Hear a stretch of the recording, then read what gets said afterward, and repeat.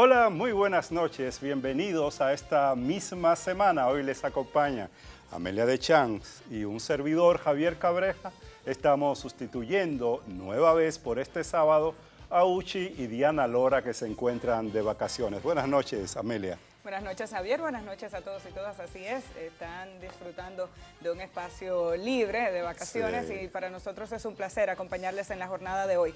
Vamos de inmediato a conocer cuáles son los temas que abordaremos en el programa de esta semana. Damos seguimiento al caso Odebrecht, que continúa en los medios de comunicación. Durante esta semana conocimos la renuncia de funcionarios del Estado y también de empresarios que son directivos de empresas que resultaron vinculadas a los pagos de Odebrecht, mientras el procurador minimizó los hallazgos periodísticos y los calificó como hojas de Excel. Y esta semana también ha seguido siendo muy tensa por la situación que se ha venido presentando en el Congreso Nacional y la posibilidad de presentar un proyecto de ley para la reforma constitucional. Vamos a ver lo que ha pasado después que el presidente del Senado de la República indicara que se desmilitariza el Congreso Nacional, pero que veremos que va a pasar definitivamente con un proyecto de ley que todos están a la espera de que el casi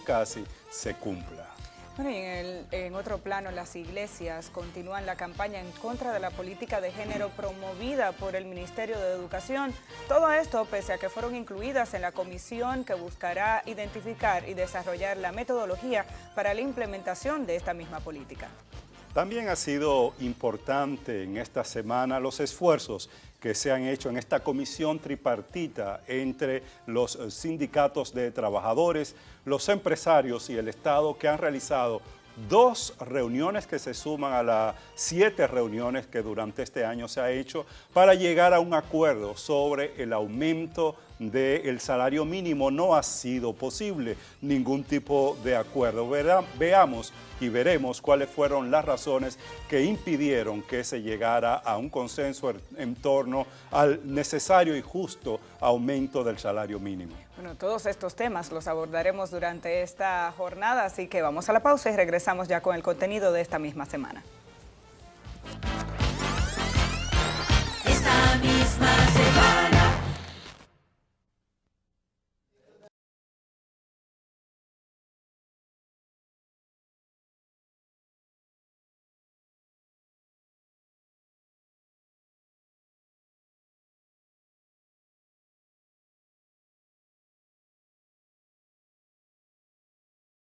La Unidad de Salud Preventiva del Hospital General Plaza de la Salud cuenta con planes de atención personalizados, modernas instalaciones y equipos que le permiten de manera rápida y precisa conocer su estado de salud y tomar las medidas para mejorarlo. Un chequeo médico a tiempo puede salvar tu vida. Hospital General Plaza de la Salud.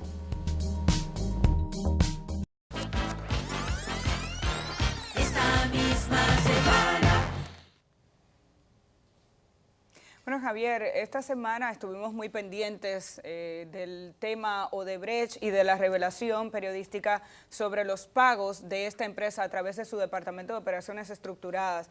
Para sorpresa de muchos de nosotros en nuestro país, aunque esto ha generado mucha indignación en algunos sectores, no ha tenido el impacto que uno esperaría por parte del sector gubernamental o de los mismos afectados, en la medida en que lo que se ha revelado, digamos que es la clave del caso Odebrecht. Estamos hablando de una información que sale directamente del Departamento de Operaciones Estructuradas, que es el departamento reconocido por Odebrecht como su departamento de sobornos, y esta hoja de datos o este programa de datos más bien, lo que viene es a identificar cómo se transferían los pagos desde empresas offshore de Odebrecht, identificadas por ella misma como empresas creadas para el pago de sobornos, y los destinatarios, en este caso unas 10 u 11 empresas identificadas con República Dominicana que transferirían dinero a su vez a los últimos beneficiarios, en algunos casos incluso podrían ser los famosos sobornados. Estas personas aparecen en esa estructura con nombres, con seudónimos, con nombres clave. Y lo que ha ocurrido durante esta semana es que se han identificado ya varias de esas empresas y los directivos de las mismas. En consecuencia, se han producido varias renuncias, pero insisto, mientras en otros países esta información ha hecho que los gobiernos se tambaleen, en República Dominicana parecería que algunos de los directivos de estas empresas y los que faltan por identificar intentarán buscarle un bajadero al tema, tratando de justificar sus acciones, indicando que podría haber faltas éticas, pero no necesariamente soborno. Y una de las cosas que hizo el Ministerio Público en Brasil, que ha estado haciendo el Ministerio Público en Perú, es precisamente asociar esos seudónimos o nombres claves con nombres de políticos o empresarios que recibieron algún tipo de pago oculto por parte de ese Departamento de Operaciones Estructuradas. Eso no se ha hecho en la República Dominicana. El Ministerio Público, a pesar de que en el expediente anterior tenía varios de estos nombres clave, no se ocupó ni se preocupó de investigar a quienes correspondían. Precisamente a Alicia Ortega, este grupo de periodistas que ha hecho esta investigación, han estado haciendo el esfuerzo por identificar y asociar nombres claves y empresas con personas que han estado vinculadas a este tipo de pagos. Y ya tú hablabas de que precisamente durante esta semana se fueron dando nombres, y la semana pasada, primero del economista Andy Dawarre y su empresa que recibió pagos por 3.5 millones de dólares, pero luego se identificaron otras empresas y otros nombres claves, como el caso de José Manuel Guzmán Ibarra, que precisamente esta misma semana renunció como subadministrador de negocios gubernamentales del Banco de Reserva. Había recibido varios pagos, el identificado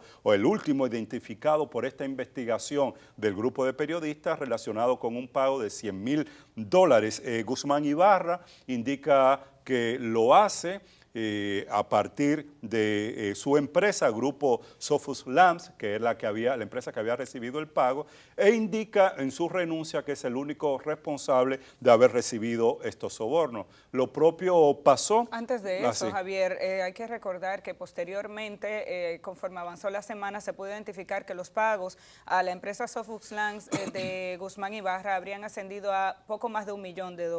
Sí, esta información surgió después de del primer reportaje y tal y como tú decías, se ha considerado a sí mismo como el único responsable del tipo de acciones en las que se involucró y se ha puesto a disposición de las autoridades para una futura investigación. Siendo un funcionario público, independientemente de que se trate del Banco de Reservas, tenemos que tomar en cuenta que son puestos colocados, las personas que están allí en esos cargos, son cargos que son colocados por el Estado Dominicano y por tanto por la Presidencia de la República. De ahí la sensibilidad que tiene este tema. Estamos hablando del subadministrador de negocios gubernamentales, que a su vez le correspondió como un alto funcionario del Banco de Reservas ser la persona que defendiera los negocios en los que se involucró, los negocios comerciales en los que se involucró el Banco de Reservas con la propia empresa Odebrecht cuando ocurrió un llamado desde el Congreso Nacional para que se explicaran las transacciones de la planta de Punta Catalina y otros acuerdos comerciales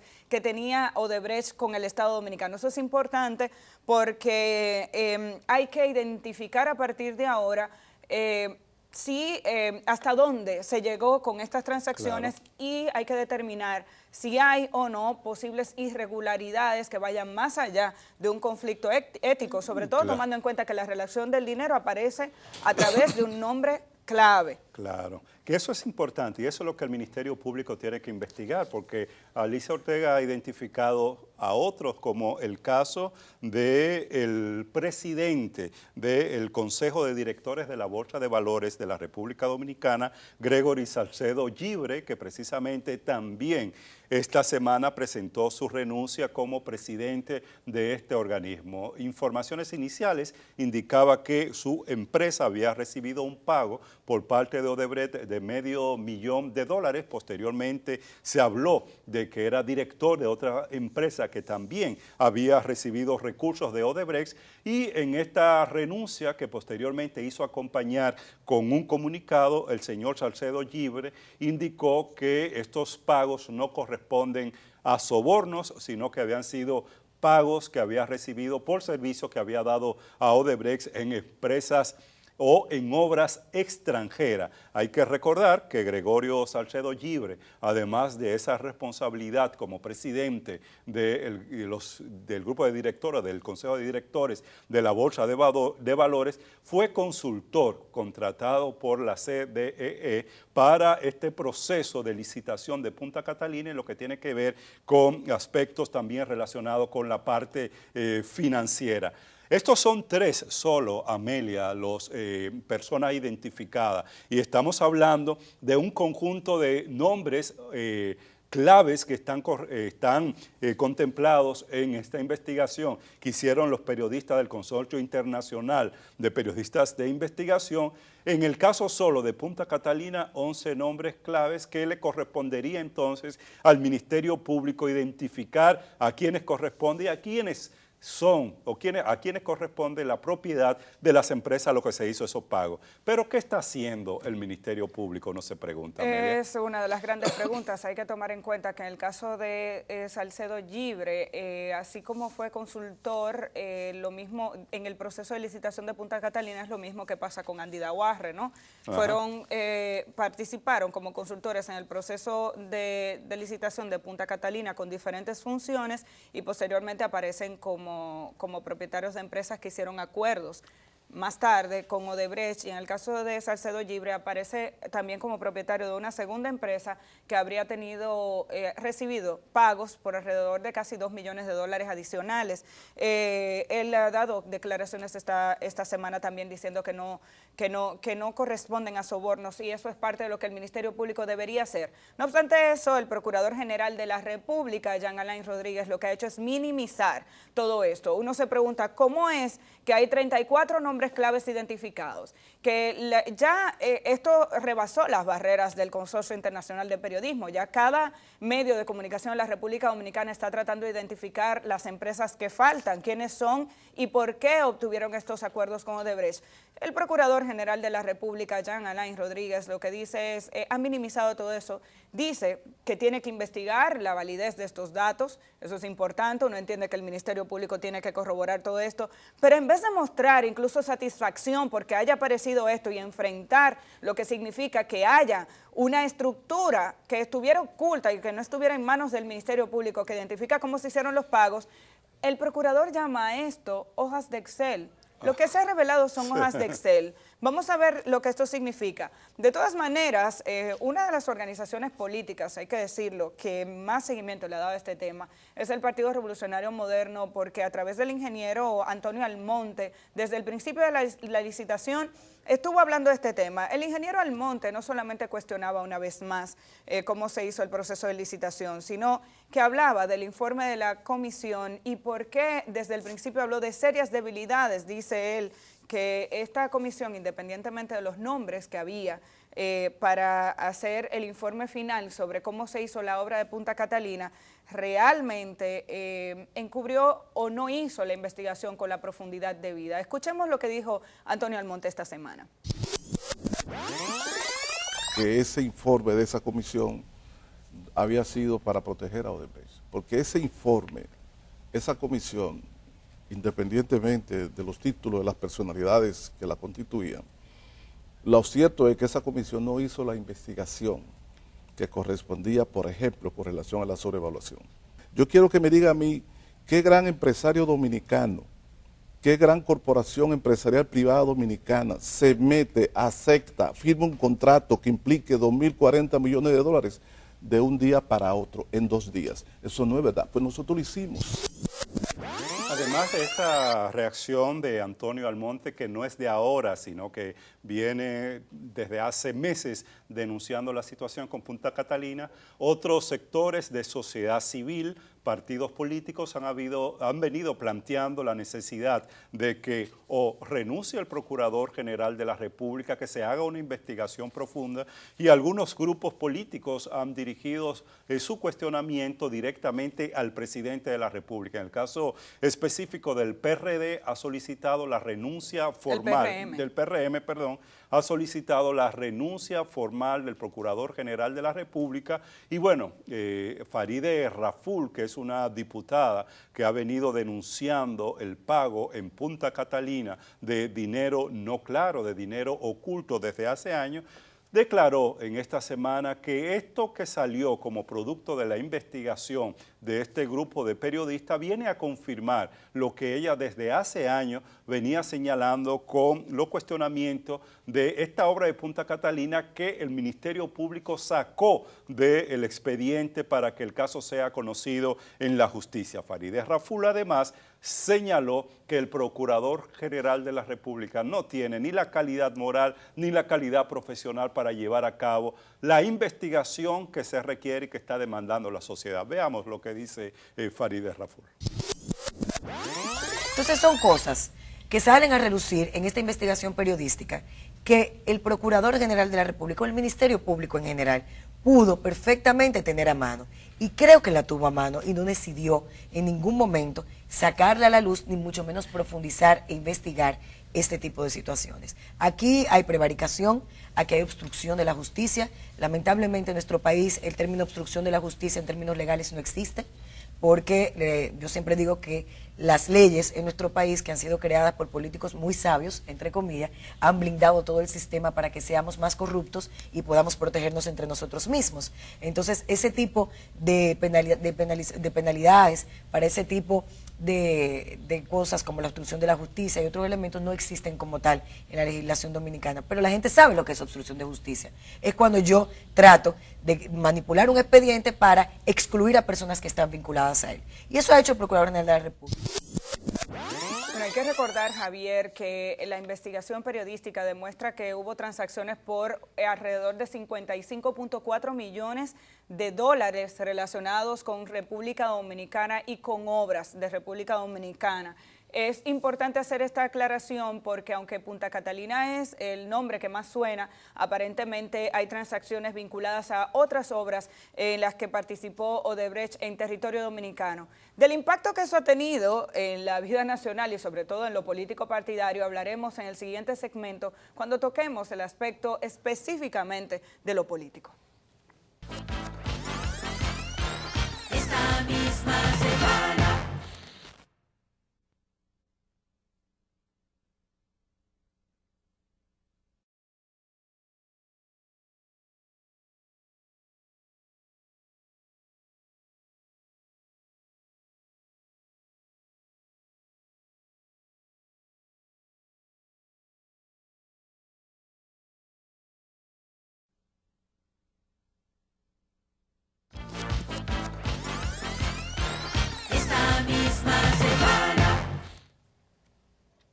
De triste y penoso espectáculo hay que catalogar lo que ha acontecido una semana más en el Congreso Nacional, donde hasta el día miércoles de esta semana continuó la militarización de esta importante institución del Estado.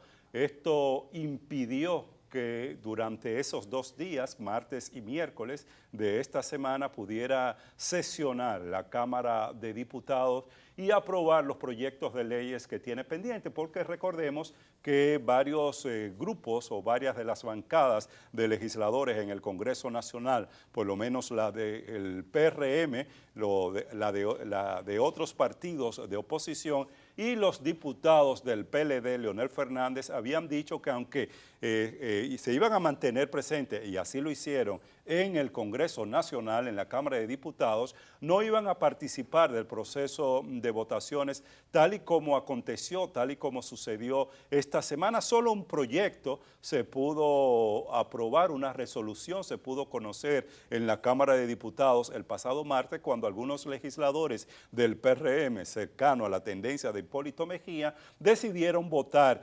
por esta resolución y recibieron, claro está, mucho cuestionamiento indicando que esto pudiera ser un adelanto, un anuncio del comportamiento, de la conducta de estos legisladores en caso de que pueda llegar posteriormente a un proyecto de reelección presidencial, de reforma constitucional para la reelección presidencial, aunque estos legisladores desmintieron esta posición que han asumido algunos sectores e indicaron que aprobaron esta resolución porque beneficiaba a las comunidades a las que representan. Pero es una situación que se dio ahí el pasado miércoles en la tarde. El presidente del Senado de la República, Reinaldo Pared Pérez, dio la orden de desmilitarizar el Congreso Nacional, pero todavía hay dudas, no se sabe qué va a pasar definitivamente con el tema de la reforma constitucional para la reelección presidencial, si definitivamente va a llegar o no un proyecto, que es lo que mantiene la situación de tensión y de confrontación que inicialmente comenzó en el PLD, pero que se ha trasladado al Congreso Nacional, Amelia. Me parece increíble que estemos en medio de esta discusión todavía con un impacto como el que debió haber generado el que se descubriera que sigue habiendo vínculos entre Odebrecht, su departamento de sobornos, y obras construidas por la empresa tanto en el periodo actual de gobierno como en los anteriores, porque estamos hablando de 18 obras que construyó la empresa a lo largo de todo este periodo que está siendo investigado. Lo digo porque parece mentira que seguimos centrados en este debate sobre la posible reelección presidencial. Y justo sobre este tema, Leonel Fernández, que es uno de los representantes de uno de los sectores del PLD que mantienen esta confrontación, aseguraba esta semana que el tema del PLD y la reforma constitucional no es un tema exclusivo de su organización política. Él decía que esto es un tema de lucha por la democracia. Claro, viniendo de Leonel Fernández, que para el periodo 2012 encontró a quien darle cabida en el Palacio Nacional para que le dijeran, señor presidente, aquí se hace lo que usted diga, o con un conjunto de legisladores que fueron a decirle eso a Palacio, o que la presentación de firmas, ¿te acuerdas? En el Palacio de los Deportes, para decir que él tenía mucho apoyo. Uno lo toma con pinzas. De todas maneras, este conflicto se mantiene. Escuchemos a Leonel Fernández y lo que dijo con relación a este tema.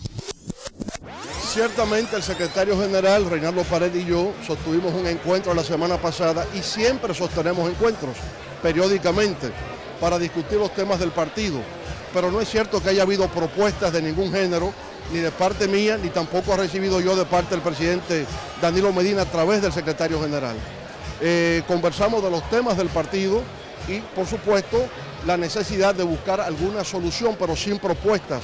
No ha habido propuesta alguna respecto a este tema. Más tarde, Reinaldo Pared Pérez, después de escuchar que Leonel afirmó que los encuentros que se han estado dando con él como secretario general de mediador entre Leonel Fernández, presidente del partido, y Danilo Medina como presidente del país y posible aspirante a la reelección presidencial, Leonel Fernández dijo que no hay una propuesta concreta, ¿no? Y eso lo dijo públicamente, que en los encuentros con Reinaldo Pared son encuentros recurrentes y habituales entre los directivos del partido. Reinaldo Pared Pérez daba unas declaraciones adicionales esta semana indicando que surgió del leonelismo y sobre todo del doctor Leonel Fernández una propuesta de que se creara una comisión para hablar de la reforma constitucional y para que sirviera de mediación. Cuando él fue donde Danilo Medina por segunda vez para hablar del tema, dice Reinaldo Pared Pérez que la respuesta del presidente fue: yo no he decidido que voy a hablar de eso todavía. Por tanto, le vuelve a dar de lado a Leonel Fernández y a Leonel que se aguante y al país también, lo que está teniendo consecuencias mayúsculas en nuestro país. Así es, y todavía no queda clara entonces cuál es definitivamente la señal que va a enviar el presidente de la República. Y nosotros decimos, bueno, la Constitución sí es sumamente clara respecto al tema de la reelección presidencial y no puede haber ninguna voz ni ninguna opinión por encima de lo que la Constitución, ese acuerdo y ese consenso de la sociedad dominicana ya establece. Y digo que se generan muchas dudas y preocupaciones porque esta semana han acontecido 3 hechos que te pudieran indicar que efectivamente el presidente de la República parece que está, y los que están en su entorno, en su alrededor, tratando de impulsar este proyecto de reforma a la Constitución. Cuando llegó en esta semana de la toma de posesión del presidente de Panamá, al preguntársele en el aeropuerto si iba a hablar definitivamente sobre el tema de la reelección presidencial, el presidente Danilo Medina se limitó a decir casi no se escuchó, pero casi se sabe qué es lo que quiere decir el presidente Danilo Medina con eso. Y claro, a esto se suman otros eventos y otros hechos que acontecieron esta semana. Primero, las reuniones que realizó el presidente Danilo Medina esta semana, luego de que semanas anteriores se había reunido con empresarios. Esta semana se reunió con la Conferencia del Episcopado Dominicano en una reunión donde supuestamente se estaría hablando del tema del turismo en nuestro país y los efectos de esa campaña. Bueno, habría que ver eso. Entonces, no salieron detalles más que el presidente le habló de que los obispos tienen que participar de esa campaña de promoción y rescate de la imagen de la República Dominicana. Habría que ver qué otros temas salieron de esta reunión, pero en tanto, José Ramón Peralta, a través de sus redes sociales, ha estado presentando resultados de encuestas que indican que el presidente Danilo Medina está bien colocado, que ¿no? sigue siendo popular. Es como si la discusión fuera la popularidad del presidente y no lo es. De esto no se trata de definir si el presidente tiene una alta popularidad. No sería el primer presidente que se retira tras concluir su periodo de gobierno con una alta popularidad. No es la misma que exhibía para el año 2015-2016. Es distinta, ha bajado, ha disminuido. Que tenga un alto nivel de aprecio, qué bueno, pero es la institucionalidad de nuestro país lo que está en juego. Y de eso es que se trata la discusión, no de qué tan bueno es, porque entonces eso podría servir de argumento ¿para qué? Para la perpetuidad. Ojo con eso. Vamos a dejarlos con las reacciones de 2 sectores, leonelistas y danilistas, porque parecería que en el ámbito político y sobre todo en el legislativo, la modificación de la Constitución no es un tema para los leonelistas. Dicen que no van a pasar. Los danilistas no lo ven tan así. Con estos 2 cortes nos vamos a la pausa. Que nosotros como equipo político, cualquier avenimiento o solución de esta grave crisis que afecta al pueblo dominicano, estamos en plena disposición de resolverla. Saludamos cualquier iniciativa, pero ninguna puede contener ni puede estar sobre la mesa una reforma constitucional para la permanencia en el poder de manera privilegiada de un ciudadano. El tema es que Danilo siempre ha dicho que en su momento él va a hablar. Se han hecho muchos trabajos sobre la base de un sector del Partido de la Liberación Dominicana que entiende que hay que habilitar a Danilo, y nosotros todavía estamos hablando por boca de ganso. Al final le toca a Danilo decidir la suerte de él. Esta misma semana.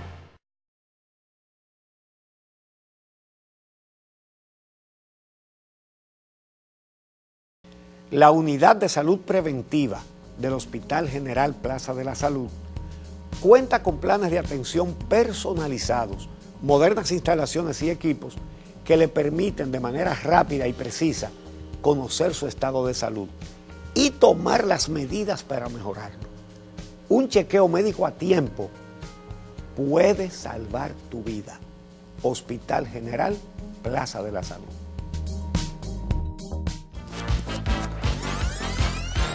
Esta misma semana.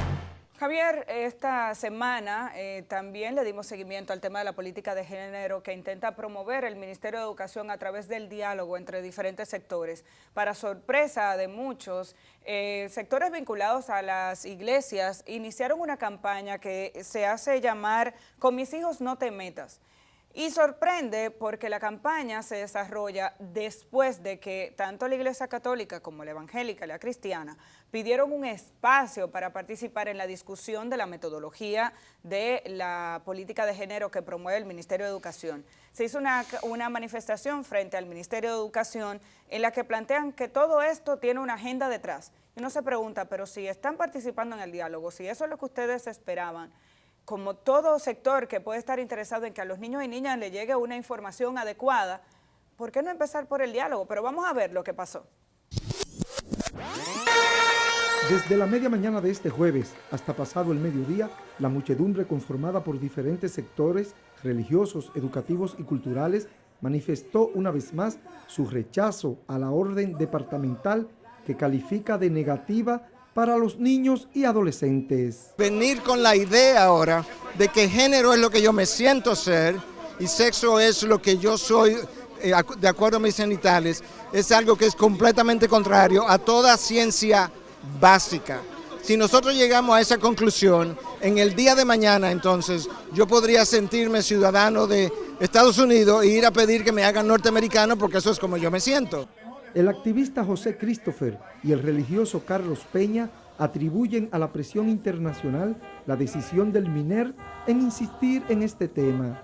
Los que están atentando contra la familia por destruir la inocencia de nuestros hijos, por pervertir su mente, la mente de la niñez dominicana, y nosotros nos estamos levantando, uniendo cada ciudadano en República Dominicana para defender nuestra familia. La Organización de Estados Americanos y otros organismos internacionales han abrazado esta agenda y ciertamente la están promoviendo. El merenguero Ramón Orlando estuvo entre los manifestantes que se oponen a este proyecto. Yo tengo muchos amigos que son homosexuales, pero son gente decente. Gente que no intentan alterar y están conscientes de que ellos tienen un problema, pero que es de ellos. Por más de 3 horas, el tránsito vehicular en un tramo de la avenida Máximo Gómez se vio afectado, mientras las puertas de acceso al Ministerio de Educación estuvieron cerradas y vigiladas por policías. Bueno, esto fue la manifestación que se realizó esta semana por parte de grupos religiosos que no terminan de entender precisamente que lo que está haciendo el Ministerio de Educación es llamando a que se define esa política de género para que las políticas, las acciones, los programas, las iniciativas en el Ministerio de Educación estén acorde con la Constitución Dominicana, que es muy clara en su artículo 39 cuando habla de una sociedad donde haya igualdad de derechos entre hombres y mujeres. Lo que está llamando al Ministerio de Educación es que esta política esté acorde con la Estrategia Nacional de Desarrollo, con los objetivos de desarrollo sostenible. Por eso es importante la claridad con que otros sectores de la sociedad dominicana están analizando el tema, y es el caso de la ADP y su presidenta Xiomara Aguante, que habla de que efectivamente lo que hay es una especie de confusión, yo diría a veces manipulación malintencionada con relación al tema de la política de género, a la necesidad de definir esa política que aún no se ha definido. Veamos lo que dice la presidenta de la ADP. Yo no entiendo por qué ha venido la confusión con este tema, porque lo primero es que no hay una sola letra escrita todavía de lo que sería la ordenanza, es lo primero. Nosotros también le pedimos al ministro que queríamos ser parte del equipo que va a diseñar las políticas en materia de equidad de género y nos incluyeron ahora en una resolución que emitió recientemente el ministerio. Ahora, ¿de qué entendemos nosotros que se trata? Revisando la resolución, entendemos que se trata de lo siguiente. Bueno, pero nosotros tenemos problemas ancestrales en nuestra sociedad, arraigados, enquistados de un machismo que es el que produce los feminicidios que dejan huérfanos y huérfanas a tantos niños y a tantas niñas en nuestro país. Bueno, por eso solo tú lo puedes combatir desde la escuela, porque ya los hombres que tenemos con esa dificultad hay que trabajarlos en otro aspecto, pero desde la escuela hay que comenzar a establecer políticas que permitan que los niños y las niñas entiendan que en materia de derechos son iguales. Bueno, y tal y como decíamos al inicio de este bloque, uno no comprende cómo los mismos sectores que piden participar en el proceso precisamente para que se pueda borrar cualquier duda e inquietud que se tenga con relación al contenido de esta política, a la vez hacen una campaña en contra. La Conferencia del Episcopado, en adición a la manifestación que apoyó durante esta semana, emite un comunicado, un documento en el que habla de la necesidad incluso de derogar esta orden departamental. Se va más lejos y dice que hay que continuar alertando a la población con relación a la evolución que ha tenido el concepto género en las últimas décadas y que sin lugar a duda esto conllevaría a aceptar agendas nocivas en el proceso educativo. Agregan que estarían considerando la necesidad de eliminar el término género de la política educativa para eliminar o evitar cualquier intromisión de la odiosa y destructiva ideología de género que están seguros que la mayoría de la sociedad dominicana no desea. Y a partir de ahí piden la derogación de la orden departamental del Ministerio de Educación.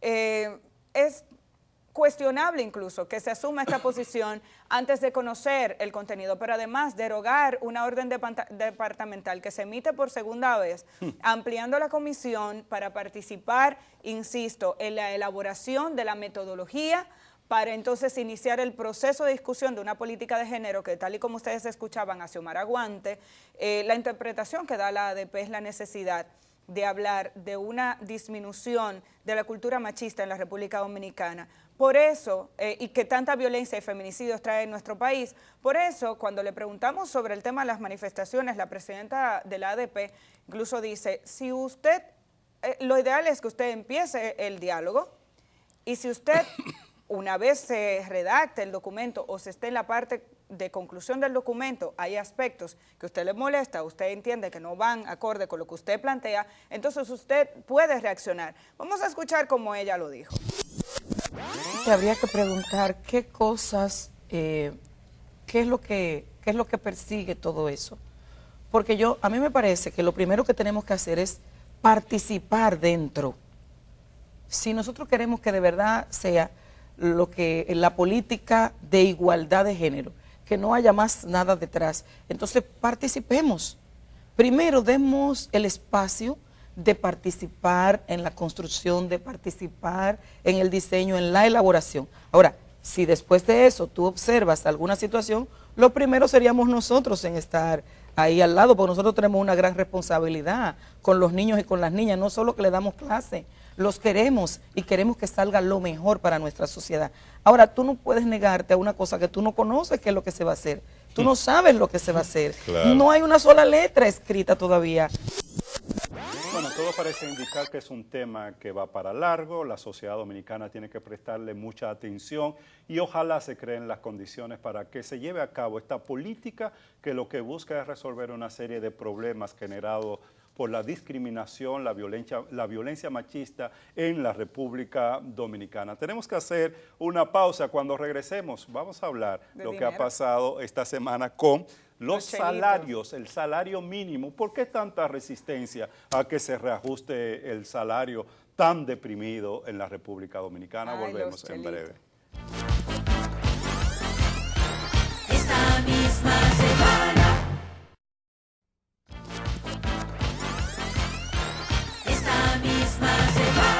Bueno, dime, Amelia, Javier. 2 reuniones esta semana de la Comisión Nacional de Salario. Suma 9 ya. O sea, en 9 reuniones no ha sido posible llegar a un acuerdo que debería de manera normal y natural, casi automática, generarse el incremento de los salarios en la República Dominicana, en una economía que crece. ¿Y qué es lo que está pasando, Amelia? El empresariado quiere un aumento de un 10%. Nada más. ¿Qué es un 10% para una gente que gana 5,000 y pico de pesos? No, pero nada. ¿Cuánto es eso? 500. 500 pesos. Y lo que te ganan 10,000, 11,000 son 1,000 y pico de pesos. Entonces, y por eso estamos poniendo los números en claro, porque cuando no es un 10, el salario, en este país hay 22 salarios mínimos, 21 o 22 salarios 22, mínimos. así es. Eso es importante. Se queda muy por debajo de la canasta básica, de lo que cuesta la canasta básica familiar, que ronda los 30,000.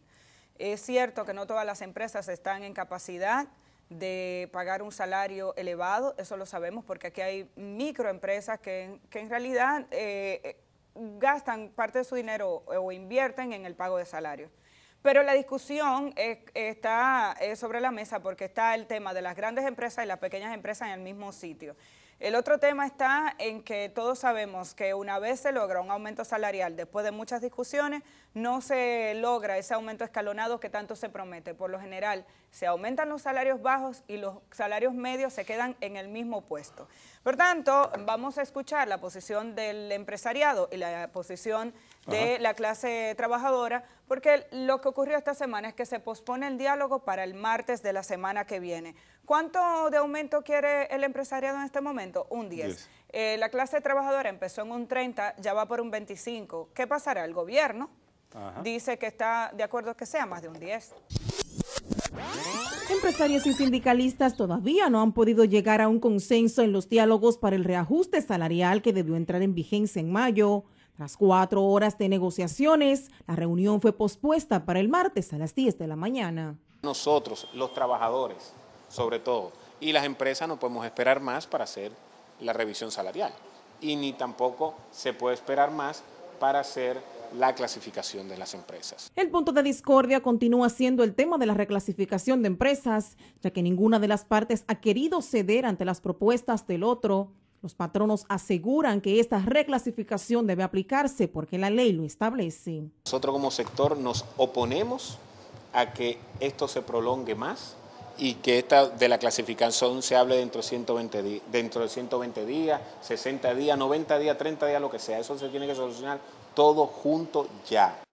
Sin embargo, los sindicalistas entienden que no hablar del asunto es para desviar la atención y que así no se trate a profundidad del porcentaje a aplicar en el reajuste. La actitud de ellos querer insistir tanto en que uno se desvíe sencillamente hacia ese tema es para hacer olvidar lo que ellos le están ofreciendo al trabajador dominicano, que es un 10% que es insignificante. Los empresarios insisten en el tema de la reclasificación.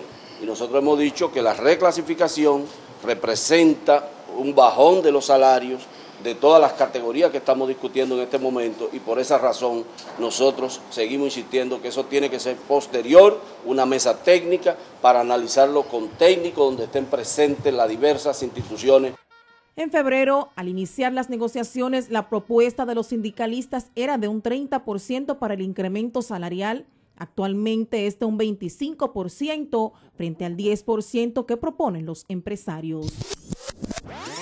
Bueno, estas son las posiciones de estos sectores que participan en el Consejo Nacional de Salario y uno lo que esperaría es que efectivamente esta semana se resuelva ese tema, porque es un tema primero de justicia, porque es justo que en una economía de crecimiento tan alto, pues los trabajadores tengan un salario digno para poder subsistir, para poder cubrir mínimamente el costo de la canasta familiar. Pero no solo justicia, es un tema también de inteligencia y de eficiencia económica en la medida en que los trabajadores tienen mejores salarios, tienen una mayor capacidad de consumo y la economía se dinamiza. Entonces eso va en beneficio de los propios empresarios. Ha habido dificultades porque los empresarios han estado planteando como condición para el incremento de los salarios la reclasificación de las empresas y el tema de la reclasificación es un tema que tiene que quedar para después que se implemente el incremento de salario mínimo, que no puede ser de un 10% porque eso absolutamente no daría para nada para las familias y los trabajadores en nuestro país. La gran pregunta es cómo es posible que en la economía que más crece la gente sigue pasando hambre. ¿Cómo es que en la economía que más crece, donde se habla de gente que sale de la pobreza, el 40% está en condiciones de vulnerabilidad, o sea que puede caer a pobreza inmediatamente? ¿Cómo es que en la economía que más crece se promueve desde el gobierno que cada vez más personas necesitan tarjeta de solidaridad y bono gas?